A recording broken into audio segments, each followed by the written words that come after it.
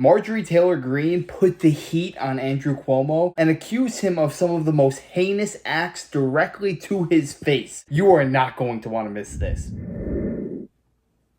Gentleman yields back. I now recognize Ms. Greene from Georgia for 5 minutes of questions.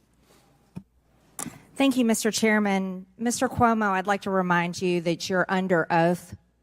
You've said a lot today. In your opening statement, you attacked President Trump and his response. I'd also like to remind you of statements that you've said. On April 13th of 2020 on the Howard Stern Show, you said, and I quote, "Trump has delivered for New York." He has.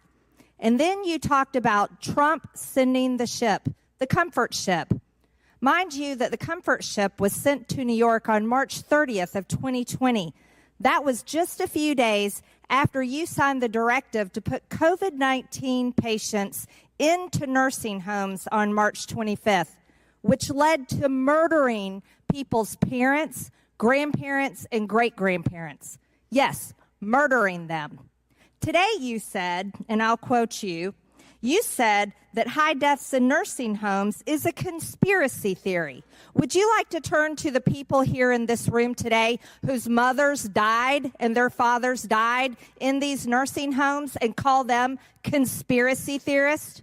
Do you have the audacity to do that, Mr. I Cuomo? never said that, Congresswoman. You said that today. You're under oath. I never There said is high video. deaths There's are a video of conspiracy all of your words today. I never You said can be that. fact checked. We'll do that when this is over. Yeah. You also blamed staff for spreading COVID in nursing homes, not COVID patients. You blamed the staff. The staff But yet on brought March COVID 25th, I didn't ask you a question. I'm talking to you. On March 25th, you signed a directive to put COVID-19 patients into nursing homes. On March 30th, President Trump sent the comfort ship, and you did not put COVID patients in the comfort ship. You didn't send them to the Javits Medical Center that President Trump had built, which was a field hospital. You didn't send them there. You put them in nursing homes, which is murder. That's not. No, that's murdering people. I'm saying that right now, and I'm also saying what a lot of people believe what your actions did. You have to remember that at this point in 2020, a lot of people were fear-mongering and that this was going to be wiping out millions of people. If you listen to Fauci, he was preaching that on a daily basis. So that just makes what Andrew Cuomo did that much worse. Because all that the man had to do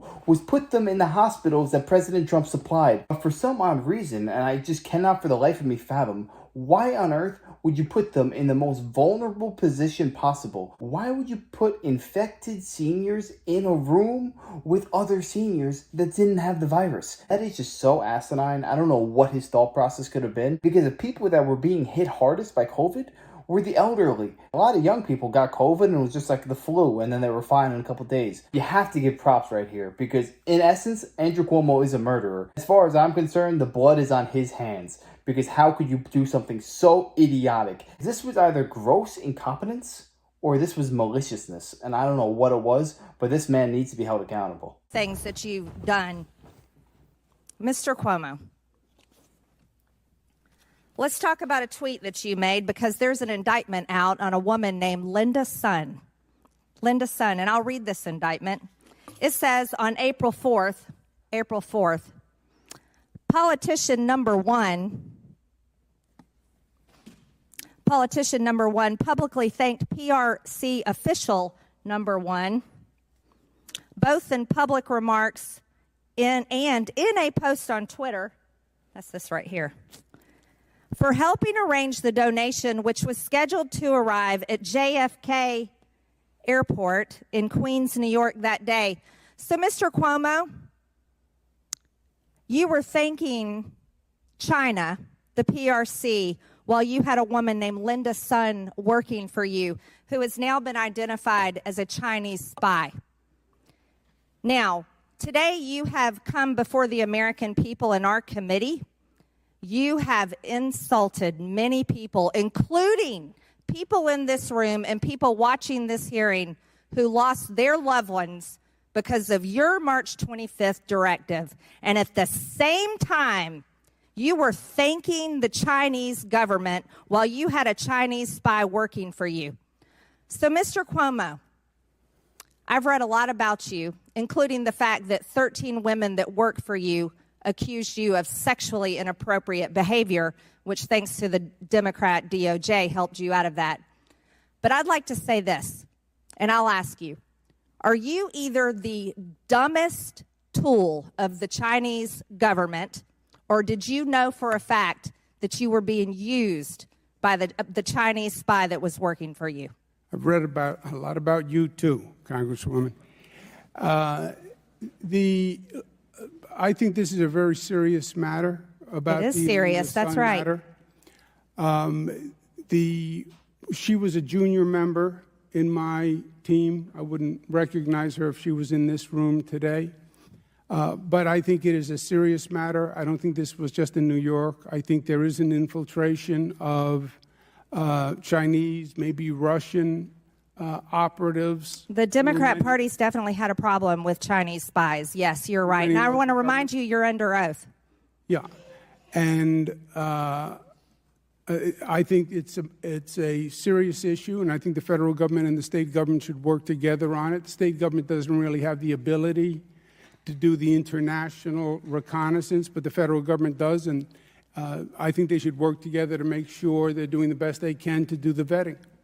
Mr. Chairman, I'd like to enter the indictment for the record. So ordered. Thank you. The thing is, we have this man dead to rights. We have a document with his signature on it where he authorized sending these infected elderly people to a nursing home filled with people who didn't have the COVID virus. So if we had a fair judicial system, this man would be held accountable, because how many lives were lost? How many people lost contact with their grandparents because of this man's stupid decisions? I know it was the heat of the moment, COVID, everyone's panicking, the world is crazy.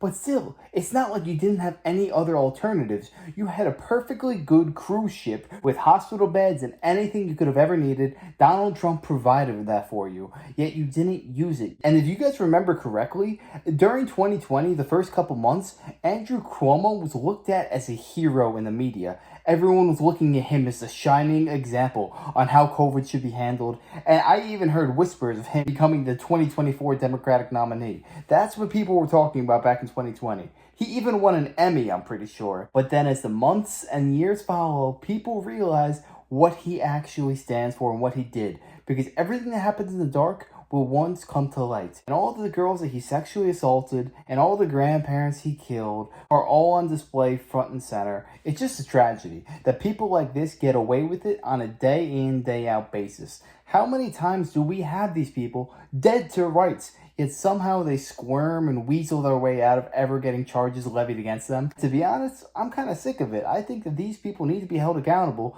because if this was you or I that committed these actions, we would be in Guantanamo Bay. There are two tiers of justice in this country. But yeah, let me know your thoughts on this down below. What were your experiences during COVID the first couple months? Were you panicked as well? Did you look at Cuomo as a shining star? Or did you know he was full of it right from the very beginning? Let me know. I'd love to hear that. And if you enjoyed, make sure to smash that like, comment, subscribe, and wish you guys nothing but the best. Till next time.